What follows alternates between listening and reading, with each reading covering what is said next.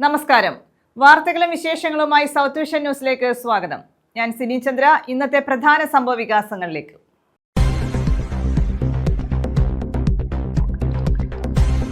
സംസ്ഥാനത്ത് സ്വകാര്യ ബസ് ഉടമകൾ നടത്തുന്ന പണിമുടക്ക് പൂർണ്ണം.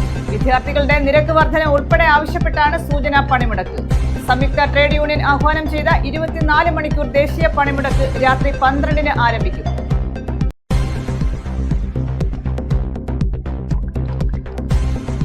മത്സ്യവില്പനക്കാരനെ മത്സ്യലേലക്കാരൻ മർദ്ദിച്ചു. തഴുത്തല സ്വദേശി സലീമിനാണ് മർദ്ദനമേറ്റത്. സംഭവത്തിൽ പ്രതിഷേധവുമായി മത്സ്യവ്യാപാരികൾ.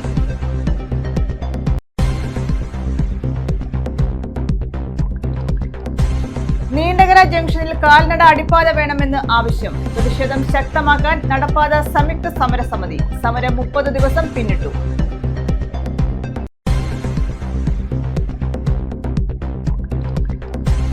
വനമഹോത്സവത്തിന്റെ ഭാഗമായി ഹരിത സഞ്ചാരം, SPC, കൊല്ലം ഫോറസ്റ്റ് ഡിവിഷൻ എന്നിവ സംയുക്തമായാണ് പരിപാടി സംഘടിപ്പിച്ചത്. പ്രകൃതിയെ അറിയുക എന്ന ലക്ഷ്യവുമായാണ് പരിപാടി.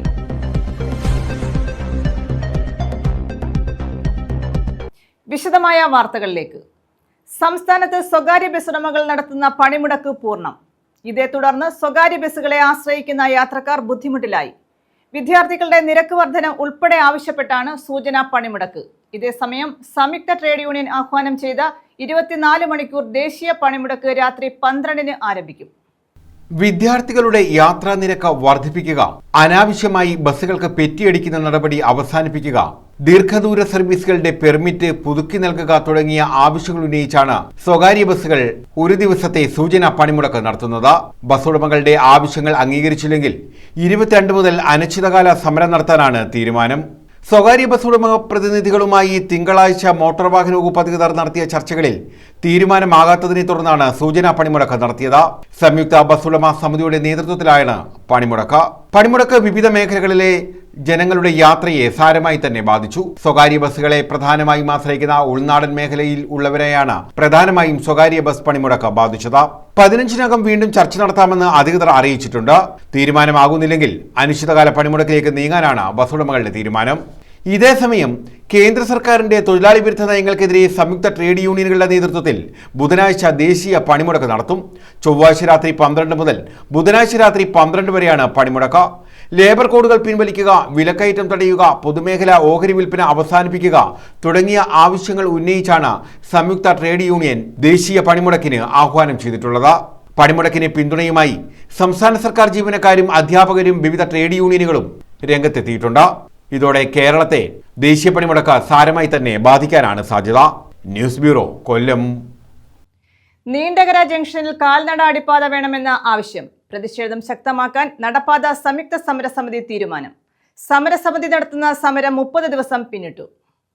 നീണ്ടകര നടപ്പാത സംയുക്ത സമരസമിതിയുടെ നേതൃത്വത്തിലാണ് നീണ്ടകര ജംഗ്ഷനിൽ കാൽനട അടിപ്പാത വേണമെന്നാവശ്യപ്പെട്ട് സമരം നടക്കുന്നത്. സമരം 30 ദിവസം പിന്നിട്ടതോടെ അടിപ്പാത എന്ന ആവശ്യത്തിൽ ഉറച്ചു നിൽക്കാനും ശക്തമായ സമരവുമായി മുന്നോട്ടു പോകാനും സംയുക്ത സമരസമിതി തീരുമാനിച്ചു. 30-ാം ദിവസത്തെ സമ്മേളനം ചവറ ബ്ലോക്ക് പഞ്ചായത്ത് പ്രസിഡന്റ് സന്തോഷ് തുപ്പാശ്ശേരി ഉദ്ഘാടനം ചെയ്തു. 5000-ഓളം ആളുകൾ സഞ്ചരിക്കുന്ന 3 സ്കൂളുകളുള്ള, അതുപോലെ തന്നെ തൊട്ടടുത്തായി കണ്ണാട്ടുകുടി ക്ഷേത്രമുള്ള, വിശ്വാസികളും ആരാധനാലയങ്ങളും പൊതു സ്ഥാപനങ്ങളും, എത്ര സ്ഥാപനങ്ങളാണ് നീണ്ടകരയിലുള്ളത്? ഈ സ്ഥാപനങ്ങളിലേക്ക് എത്തപ്പെടുന്ന തൊഴിലാളികൾ എത്ര പേരാണ്? ഇവിടെ സാധാരണയായി ഈ സെന്ററുകളിലേക്ക് ജോലിക്ക് പോകുമ്പോൾ നമുക്കറിയാം, പ്രത്യേകിച്ച് സ്ത്രീ തൊഴിലാളികൾ രാവിലെ വീട്ടിലെ ജോലിയെല്ലാം ഒതുക്കി എത്രയും പെട്ടെന്ന് ജോലി സ്ഥലത്തേക്ക് എത്താൻ ഓടി എത്തുമ്പോഴാണ് തമ്മിൽ വൻമതിൽ പോലെ നമ്മുടെ പുതിയ നാഷണൽ ഹൈവേ വന്നു നിൽക്കുന്നത്. വീണ്ടും അവർ എത്ര ദൂരം സഞ്ചരിക്കണം അവരെ ആ സ്ഥാപനങ്ങളിലേക്ക് എത്തപ്പെടാൻ? ഇതൊക്കെ ജനകീയമായ വിഷയമായി കാണാൻ ജനപ്രതിനിധികൾ മാത്രമല്ല പൊതുസമൂഹവും തയ്യാറായി മുന്നോട്ട് വരേണ്ടതാണ്. ഈ സമരത്തിന് പൂർണ്ണമായ വിജയം ഉണ്ടാകുന്നതിൽ ഒരു സംശയവും വേണ്ട. കാരണം ഈ സമരം അത്രത്തോളം ഏറ്റവും പ്രധാനപ്പെട്ട വിഷയങ്ങൾ ഉന്നയിച്ചുകൊണ്ടുള്ള, ഏറ്റവും കാതലായ വിഷയങ്ങൾ ഉന്നയിച്ചുകൊണ്ടുള്ള സമരമാണ്. ചെയർമാൻ ആന്റണി ക്രിസ്റ്റഫർ അധ്യക്ഷത വഹിച്ചു. ഫ്രാൻസിസ് സേവിയർ, പുഷ്പരാജൻ, ഷൺമുഖദാസ്, സേവിയർ സെറാഫിൻ, അഡ്വക്കേറ്റ് സജു, ആഗ്നസ് തുടങ്ങിയവർ പങ്കെടുത്തു. News bureau, Chavara. മത്സ്യവില്പനക്കാരനെ മത്സ്യലേലക്കാരൻ മർദ്ദിച്ചു. തഴുത്തല സ്വദേശി സലീമിനാണ് മർദ്ദനമേറ്റത്. കേടായ മത്സ്യം മാറ്റിത്തരണമെന്നാവശ്യപ്പെട്ടതാണ് മർദ്ദനത്തിന് കാരണമായത്. സംഭവത്തിൽ പ്രതിഷേധിച്ച് മത്സ്യവ്യാപാരി ഏകോപന സമിതി, ഫിഷ് സെല്ലേഴ്സ് അസോസിയേഷൻ എന്നിവർ ഹാർബറിൽ പ്രതിഷേധം സംഘടിപ്പിച്ചു. എൻ്റെ പേര് സലീം എന്നാണ്. ഞങ്ങൾ പുന്തൽത്താഴ മാർക്കറ്റിലാണ് കച്ചവടമുള്ളത്. പിന്നെ മൈലാപ്പൂർ, പുതിച്ചിറ 2 ചന്ത വേറെയുണ്ട്. ചില്ലറ കച്ചവടങ്ങളാണ് അതൊക്കെ. എൻ്റെ മാമാക്ക് വേണ്ടി ഞാൻ മീൻ എടുക്കാൻ വരുന്നത്. എൻ്റെ മാമാക്ക് മീൻ കച്ചവടമുള്ളത്.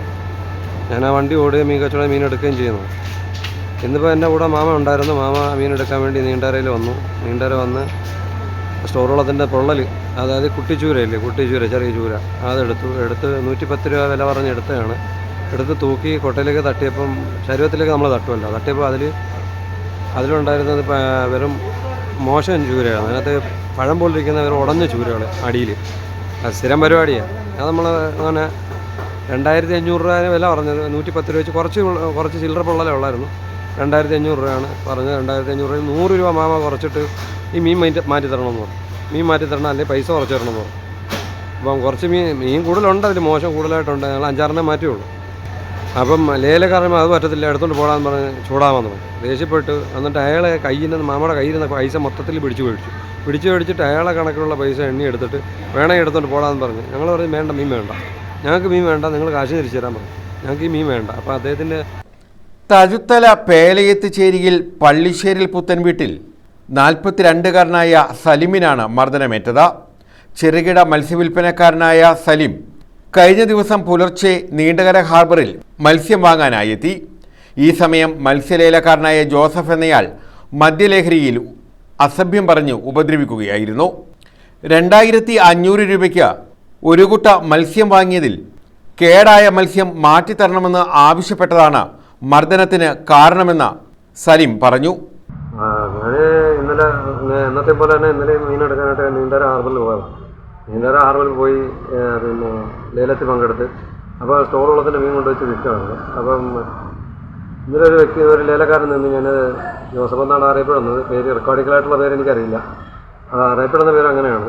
അദ്ദേഹത്തിൻ്റെ അയാൾ ലേലം വിളിച്ച മീനാണ്. ഞാൻ ലേലം വിളിച്ച് 2500 രൂപയ്ക്ക് മീൻ ലേലം എടുത്ത് കുട്ടയിൽ വെച്ചിട്ടാണ് അവർ ലേലം വിളിക്കുന്നത്. അപ്പോൾ മേളിൽ കാണുന്ന മീൻ നല്ല മീനായിരിക്കും. അത് കണ്ടിട്ടാണ് മീൻ വിളിക്കുന്നത്. മീൻ വിളിച്ച് ലേലം എടുത്തതിന് ശേഷം അത് നമ്മൾ വില പറഞ്ഞ് അതിൻ്റെ ലേലം ഉറപ്പിച്ച് 2500 രൂപ ലേലം ഉറപ്പിച്ച് ആ മീനെടുത്ത് ലോഡിങ് നേരെ അത് കൊട്ടയിലേക്ക് മാറ്റിയപ്പോൾ അടിയിൽ കിടന്നത് കഴിക്കുന്നത് വളരെ മോശമായ മീനുമായിരുന്നു. അതല്ല ഞങ്ങൾ പറക്കി മാറ്റിയിട്ട് ഈ മീൻ മാറ്റിത്തരണം എന്ന് പറഞ്ഞതിൻ്റെ പേരിൽ അയാളുമായിട്ട് വാക്കുതർക്കമുണ്ടായി. അവർക്ക് മാറ്റിത്തരാൻ പറ്റത്തില്ല. മോശമായ രീതിയിൽ ഒരു ചീത്ത പറയുക, അങ്ങനെയുള്ള കാര്യങ്ങളൊക്കെ ആയിരുന്നു. എന്നിട്ട് നമ്മളെ കയ്യിൽ നിന്ന് പൈസ അയാൾ പിടിച്ചു വാങ്ങി അയാൾക്ക് 2500 രൂപ അയാൾ എണ്ണ എടുത്തിട്ട് ബാക്കി പൈസ നമ്മളെ പോക്കറ്റിലേക്ക് തിരികെ വെച്ച് വന്നിട്ട് എടുത്തുകൊണ്ട് പോടാ എന്ന് പറഞ്ഞ് അസഭ്യം പറയായിരുന്നു. വളരെ മോശമായ കേട്ടറിക്കുന്ന അസഭ്യങ്ങളാണ് പറഞ്ഞത്. മത്സ്യം മാറ്റിത്തരണമെന്ന് ആവശ്യപ്പെട്ടപ്പോൾ അസഭ്യം പറയുകയും മർദ്ദിക്കുകയുമായിരുന്നു. പോക്കറ്റിൽ നിന്നും ബലമായി പണം പിടിച്ചു വാങ്ങുകയും ചെയ്തു. തുടർന്ന് മർദ്ദിക്കുകയായിരുന്നെന്ന് ഇദ്ദേഹം പറഞ്ഞു.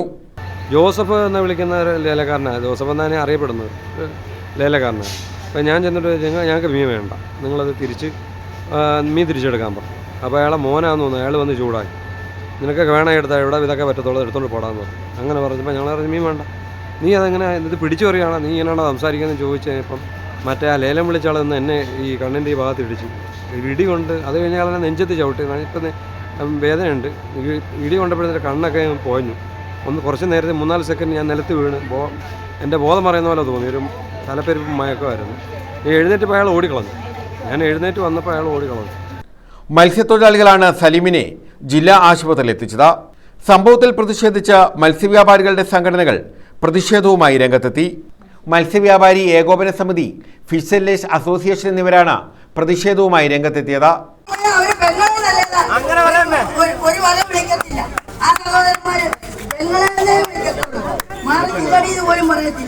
തോട്ടപ്പള്ളിയിലും പോയിട്ടുണ്ട്, അമ്പലപ്പുഴയും പോയിട്ടുണ്ട്, എല്ലായിടും പോയിട്ടുണ്ട്. അവിടെ ആരും ഒരു ശല്യമില്ല. ഈ നീണ്ടാല് ആര് പോലെ എങ്ങുമില്ല. ഞങ്ങളെല്ലാരും ഞങ്ങളെല്ലാം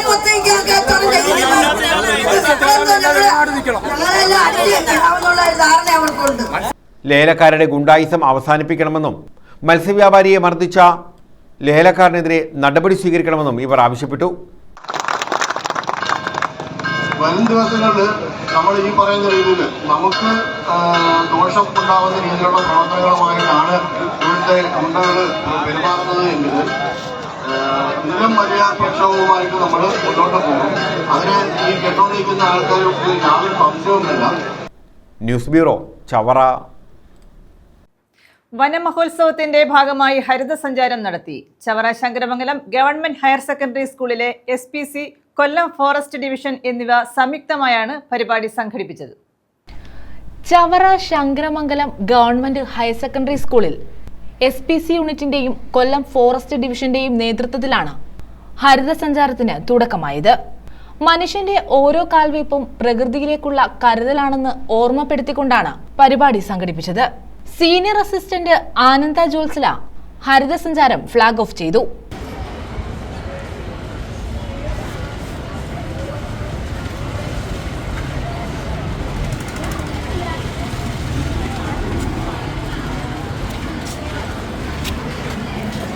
forest section officer Muhammad Kunjas, ACP CPO S Rajendran, staff secretary Saritha GS, school counsellor Athira Babu തുടങ്ങിയവർ നേതൃത്വം നൽകി.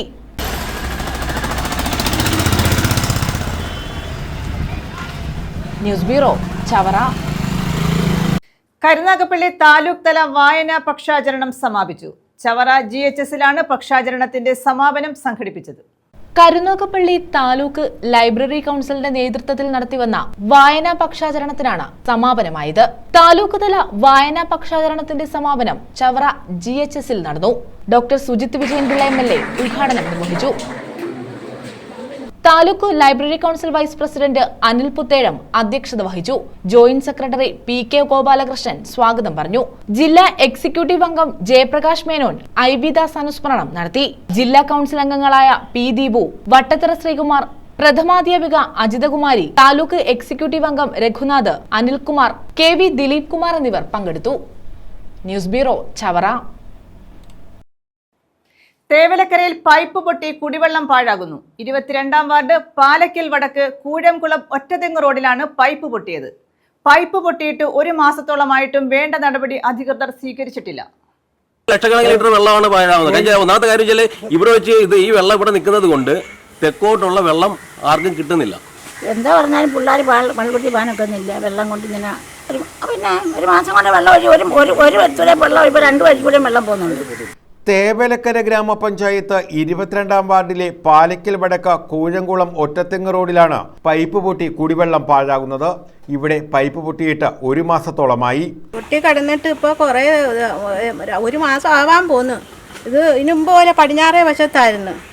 അത് കഴിഞ്ഞിട്ട് അതങ്ങ് നിന്നുടനെ പിന്നെ തിരിച്ച് ഇനി കിഴക്കേ വശത്തായി. ആദ്യം അവർ വന്ന് ശരിയാക്കിയതിന് ശേഷം ഇന്ന് വന്ന് കണ്ട്. ജലനിധിയുടെ പൈപ്പാണ് പൊട്ടിയത്. ലക്ഷക്കണക്കിന് ലിറ്റർ വെള്ളം പാഴാകുന്നുണ്ട്. ഇത് സംബന്ധിച്ച് നാട്ടുകാർ പരാതി നൽകിയിട്ടും യാതൊരു നടപടിയും ഉണ്ടാകുന്നില്ല. ഇത് 1 മാസമായിട്ട് വെള്ളം ഇങ്ങനെ പൊട്ടിക്കിടക്കുകയാണ്.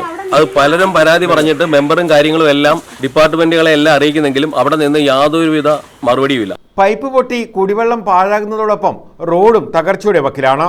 വീട്ടിലേക്ക് കയറാൻ പോലും കഴിയാത്ത തരത്തിൽ ചിലയിടങ്ങളിൽ വെള്ളക്കെട്ടും രൂപം കൊണ്ടിട്ടുണ്ട്.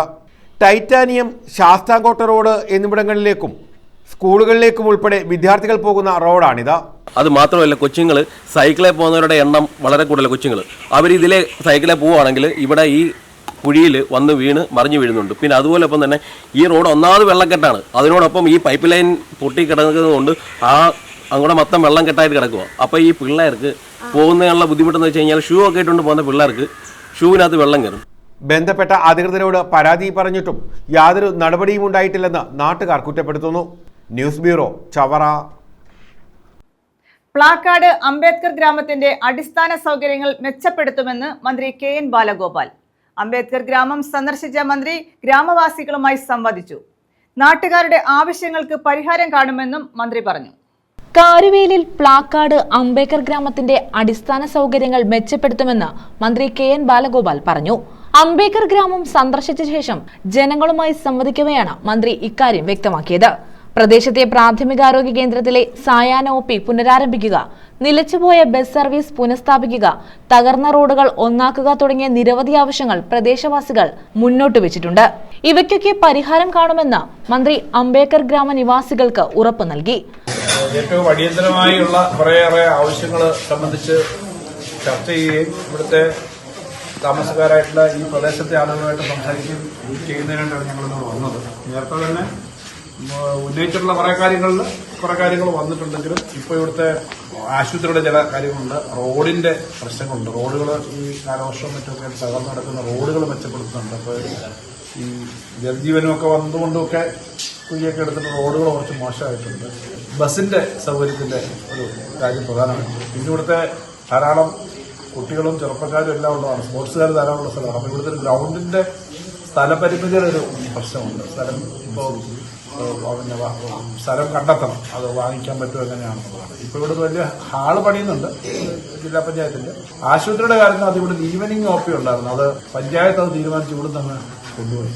അത് കാരണം ഇവിടെ 600ഓളം ആളുകൾ ഉപയോഗിക്കുന്ന ഒരു ഈവനിങ് OP സൗകര്യമാണ്, അതൊക്കെ പോയിട്ടുണ്ട്. അതിന്റെ കാര്യം ഇവിടെ എന്ത് ചെയ്യും എന്നുള്ളതാണ്, അതിന് വീണ്ടും ആരംഭിക്കാൻ പറ്റുന്ന കാര്യം ഉൾപ്പെടെയാണ് നമ്മൾ ചർച്ച ചെയ്യുന്നത്. വാർഡംഗം ലിജു ചന്ദ്രൻ അധ്യക്ഷത വഹിച്ചു.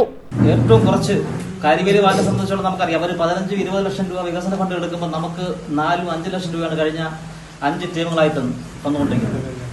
ആ തുച്ഛമായി കിട്ടുന്ന വികസന അപ്പം ഇടതുപക്ഷ മെമ്പർമാരെല്ലാം വേർതിരിച്ചാണ് എഴുവൻ പഞ്ചായത്ത് ഭരണസമിതി നമ്മളെ അങ്ങനെ തന്നെയാണ് നമ്മൾ കാണുന്നത്. അതുകൊണ്ട് തന്നെയാണ് ആ തുച്ഛമായ ഫണ്ടുകൾ കൊണ്ട് തന്നെയാണ് ചെറിയ ചെറിയ വികസനങ്ങൾ മാത്രമേ നമുക്ക് അതിൽ ചെയ്യാൻ കഴിഞ്ഞിട്ടുള്ളൂ. Block panchayat president M Sivaprasad, CPM area secretary Ramanujan, local committee secretary Omanakuttan, Manesha, Koshy, Sunil, Rajesh, Raju എന്നിവർ പങ്കെടുത്തു. News bureau, Kundara. യൂത്ത് കോൺഗ്രസിന്റെ നേതൃത്വത്തിൽ കൊല്ലം ജില്ലാ ജയിലിലേക്ക് ലാത്തി മാർച്ച് സംഘടിപ്പിച്ചു.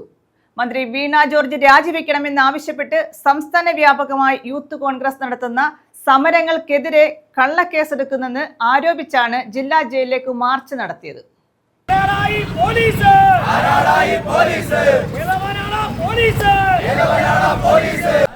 മന്ത്രി വീണ ജോർജിന്റെ രാജി ആവശ്യപ്പെട്ട സംസ്ഥാന വ്യാപകമായി യൂത്ത് കോൺഗ്രസ് നടത്തുന്ന സമരങ്ങൾക്കെതിരെ കള്ളക്കേസെടുക്കുന്നെന്നാരോപിച്ചാണ് യൂത്ത് കോൺഗ്രസിന്റെ നേതൃത്വത്തിൽ കൊല്ലം ജില്ലാ ജയിലിലേക്ക് ലാത്തി മാർച്ച് സംഘടിപ്പിച്ചത്. പ്രതീകാത്മക ലാത്തികളുമായാണ് പ്രവർത്തകർ ജില്ലാ ജയിലിലേക്ക് മാർച്ച് നടത്തിയത്. യൂത്ത് കോൺഗ്രസ് സംസ്ഥാന വൈസ് പ്രസിഡന്റ് വിഷ്ണു സുനിൽ പന്തളം സമരം ഉദ്ഘാടനം ചെയ്തു. യൂത്ത് കോൺഗ്രസ് കൊല്ലം ബ്ലോക്ക് പ്രസിഡന്റ് ഹസ്ന അധ്യക്ഷത വഹിച്ചു. ഫൈസൽ കുളപ്പാടം, നവാസ് റഷാദി, അസൈൻ പള്ളിമുക്ക്, ആഷിഖ് ബൈജു, അജ്മൽ പള്ളിമുക്ക്, അർഷാദ് മുതിരപ്പറമ്പ്, ഷൂർനാട് വിഷ്ണു വിജയൻ, ഷർമി ഹർഷാദ്, അർഷാദ് രവിപുരം, അയത്തിൽ ശ്രീകുമാർ, രമേശ് കടപ്പാക്കട തുടങ്ങിയവർ പങ്കെടുത്തു. ന്യൂസ് ബ്യൂറോ, കേരള സർവകലാശാല രജിസ്ട്രാറുടെ സസ്പെൻഷൻ റദ്ദാക്കിയതോടെ സർവകലാശാല സിൻഡിക്കേറ്റ് എടുത്ത തീരുമാനം 100% ശരിയാണെന്ന് തെളിഞ്ഞതായി സിൻഡിക്കേറ്റ് അംഗം അഡ്വക്കേറ്റ് G മുരളീധരൻ. സിൻഡിക്കേറ്റ് തീരുമാനം നിയമപരമാണെന്ന് തെളിഞ്ഞതായും അദ്ദേഹം പറഞ്ഞു. സർവകലാ രജിസ്ട്രാറുടെ സസ്പെൻഷൻ റദ്ദാക്കിയ കോടതി തീരുമാനം സർവകലാശാല സിൻഡിക്കേറ്റ് എടുത്ത നടപടി 100% ശരിയാണെന്ന് തെളിയിച്ചതായി ഇടത് സിൻഡിക്കേറ്റ് അംഗം അഡ്വക്കേറ്റ് G മുരളീധരൻ പറഞ്ഞു. ഈ തീരുമാനം 18 അംഗങ്ങൾ അംഗീകരിച്ച് അത് സർവകലാശാലയുടെ തീരുമാനമാക്കി ഇന്നലെ തന്നെ കോടതി അറിയിക്കാൻ വേണ്ടി സ്റ്റാൻഡിംഗ് കൗൺസിലിന് അയച്ചു കൊടുക്കുകയും അതോടൊപ്പം തന്നെ നിലവിൽ രജിസ്ട്രാറെ സസ്പെൻഡ് ചെയ്തുകൊണ്ടുള്ള ഉത്തരവ് റദ്ദ് ചെയ്തുകൊണ്ട് രജിസ്ട്രാർക്ക് ചാർജ് എടുക്കാൻ വേണ്ടിയിട്ടുള്ള ഓർഡറും ഇറക്കുകയാണ് ചെയ്തത്. അപ്പോൾ സർവകലാശാല എടുത്ത തീരുമാനം 100% ശരിയായിരുന്നു. പലരും പറഞ്ഞ് BCയുടെ ആബ്സെൻസിൽ കൂടിയ സിൻഡിക്കേറ്റ് തീരുമാനത്തിന് ഒരു വിലയുമില്ല, നിയമപരമായി നിൽക്കില്ലെന്നാണ് ഇന്നലെ ചാർജുകാരിയായിട്ടുള്ള വൈസ് ചാൻസലർ പറഞ്ഞത്. ഇന്നിപ്പോൾ കോടതിയിൽ ഡോക്ടർ KS അനിൽകുമാറിൻ്റെ ഹർജി പിൻവലിക്കാൻ അനുമതി നൽകിയതോടുകൂടി ഇന്നലത്തെ സിൻഡിക്കേറ്റ് നിയമപരമാണ് എന്നാണ് ഇന്ന് കോടതി അംഗീകരിച്ചിട്ടുള്ളത്. നിയമവിരുദ്ധ നടപടികൾ സ്വീകരിക്കുന്നവരെയാണ് രാജ്ഭവൻ VCമാരായി നിയമിക്കുന്നത്. കോടതി വിധി വന്നതോടെ VCയുടെ വാദങ്ങളെല്ലാം അസാധുവായി. കാരണം നിയമവിരുദ്ധമായ നടപടികൾ സ്വീകരിക്കുന്നവരെയാണല്ലോ കേരളത്തിലെ വൈസ് ചാൻസലർമാരായി ഇപ്പോൾ നിയോഗിക്കുന്നത് രാജ്ഭവൻ. അപ്പോൾ ഈ കോടതി വിധി വരുന്നതിന് മുമ്പ് തന്നെയാണ് ഇങ്ങനൊരു നിയമവിരുദ്ധമായ നടപടി, അതായത് ഡോക്ടർ KS അനിൽകുമാറിനെ നടപടി എടുത്തതുപോലെ തന്നെ ഈ ഒരു അഡ്മിനിസ്ട്രേഷൻ്റെ ചുമതലയുള്ള JR ആയിട്ടുള്ള ഹരികുമാർ രജിസ്ട്രാർ ഇൻചാർജ് ആയിരുന്നു, ഇദ്ദേഹം സസ്പെൻഷനിലായിരുന്നപ്പം അദ്ദേഹത്തെ നടപടി എടുത്തിരിക്കുകയാണ്. അതാ സിൻഡിക്കേറ്റ് പറയുന്നത്. നേരത്തെ രജിസ്ട്രാറെ നടപടി എടുത്തതുപോലെ തന്നെ നിയമവിരുദ്ധമാണ് ഹരികുമാറിനെതിരെ നടപടി സ്വീകരിച്ചത്. കേരളത്തിലേക്ക് വിദേശത്തു നിന്നും കൂടുതൽ വിദ്യാർത്ഥികൾ എത്തുന്നുണ്ട്. ഉന്നത വിദ്യാഭ്യാസ മേഖല വികസിപ്പിക്കാനുള്ള നടപടികളാണ് കൈക്കൊള്ളുന്നതെന്നും അദ്ദേഹം പറഞ്ഞു. കേരള സർവകലാശാലയിലേക്ക് 81 രാജ്യങ്ങളിൽ നിന്ന് 2620 വിദ്യാർത്ഥികൾ ആപ്ലിക്കേഷൻ തന്നിരിക്കുകയാണ് പഠിക്കാൻ. കേരള യൂണിവേഴ്സിറ്റിയിൽ മാത്രം. നിങ്ങൾ ഇവിടുന്ന് പുറത്തു പോകുന്നവരെ കുറിച്ചാണല്ലോ പറയുന്നത്, ഇങ്ങോട്ട് വരുന്നവരെ കുറിച്ച് എന്ത് അന്വേഷിക്കുന്നില്ല? അപ്പോൾ കേരള സർവകലാശാലയിൽ ഇത് മാത്രമാണെന്നുണ്ടെങ്കിൽ കൊച്ചിയുണ്ട്, അതേപോലെ തന്നെ മഹാത്മാഗാന്ധി സർവകലാശാലയുണ്ട്, കണ്ണൂർ സർവകലാശാലയുണ്ട്, കോഴിക്കോട് സർവകലാശാലയുണ്ട്. അവിടെയൊക്കെ വന്ന കണക്ക് വേറെയാണ്. അപ്പോൾ കേരളത്തിലെ സർവകലാശാലകൾ ലോകത്തും രാജ്യത്തും ശ്രദ്ധിക്കപ്പെടുന്ന സർവകലാശാലകളായി മാറിക്കൊണ്ടിരിക്കുകയാണ്. ന്യൂസ് ബ്യൂറോ, കൊല്ലം. മന്ത്രി വീണ ജോർജ് രാജിവെക്കണമെന്നാവശ്യപ്പെട്ട് BJP കൊല്ലം വെസ്റ്റ് ജില്ലാ കമ്മിറ്റി ജില്ലാ ആശുപത്രിയിലേക്ക് മാർച്ച് നടത്തി. സംസ്ഥാന വൈസ് പ്രസിഡന്റ് ശോഭ സുരേന്ദ്രൻ ഉദ്ഘാടനം ചെയ്തു. ആരോഗ്യ മേഖലയിലെ ധനവിനിയോഗത്തിൽ സർക്കാർ ധവളപത്രം ഇറക്കണമെന്ന് ശോഭ സുരേന്ദ്രൻ ആവശ്യപ്പെട്ടു.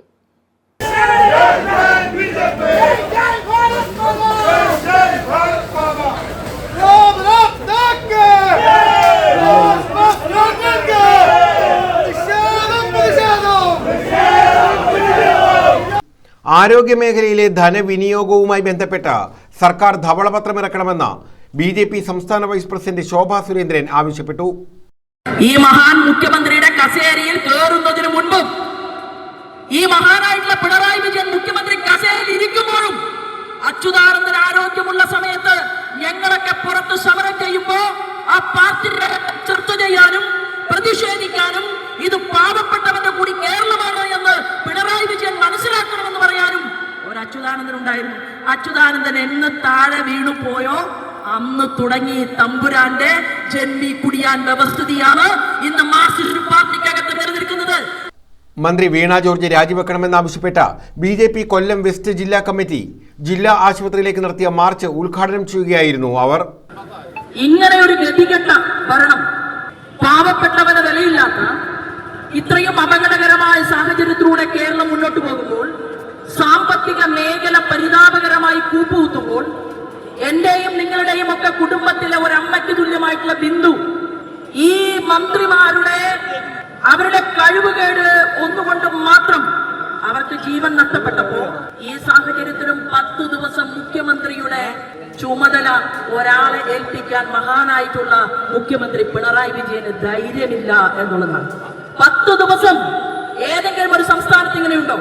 ഒരു മുഖ്യമന്ത്രി സംസ്ഥാനത്തു നിന്ന് ഒരാഴ്ചക്കാലം ലീവ് എടുത്താൽ ആ മുഖ്യമന്ത്രിയുടെ ഭരണ ചുമതല മറ്റൊരാളെ ഏൽപ്പിക്കുക എന്നുള്ളത് ഫെഡറൽ സംവിധാനം നിലനിൽക്കുന്ന ഏത് സംസ്ഥാനത്താണ് ഇല്ലാത്തത്?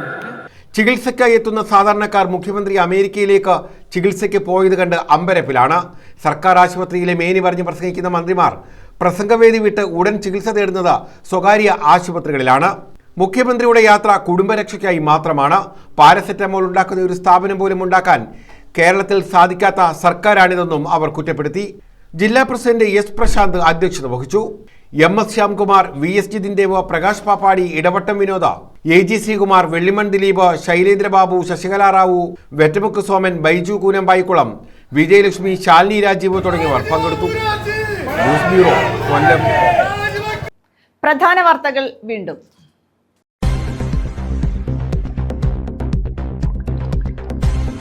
സംസ്ഥാനത്ത് സ്വകാര്യ ബസ്സുടമകൾ നടത്തുന്ന പണിമുടക്ക് പൂർണ്ണം. വിദ്യാർത്ഥികളുടെ നിരക്ക് വർധന ഉൾപ്പെടെ ആവശ്യപ്പെട്ടാണ് സൂചനാ പണിമുടക്ക്.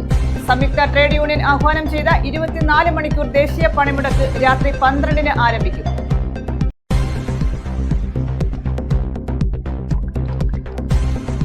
മത്സ്യവില്പനക്കാരനെ മത്സ്യലേലക്കാരൻ മർദ്ദിച്ചു. തഴുത്തല സ്വദേശി സലീമിനാണ് മർദ്ദനമേറ്റത്. സംഭവത്തിൽ പ്രതിഷേധവുമായി മത്സ്യവ്യാപാരികൾ.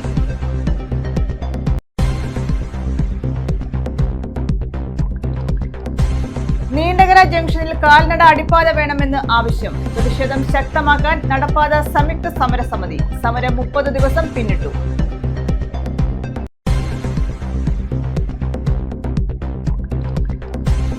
വനമഹോത്സവത്തിന്റെ ഭാഗമായി ഹരിത സഞ്ചാരം. SPC, കൊല്ലം ഫോറസ്റ്റ് ഡിവിഷൻ എന്നിവ സംയുക്തമായാണ് പരിപാടി സംഘടിപ്പിച്ചത്.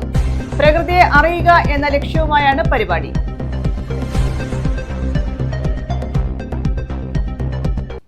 ഈ വാർത്താ ബുള്ളറ്റിൻ പൂർണ്ണമാകുന്നു. നമസ്കാരം.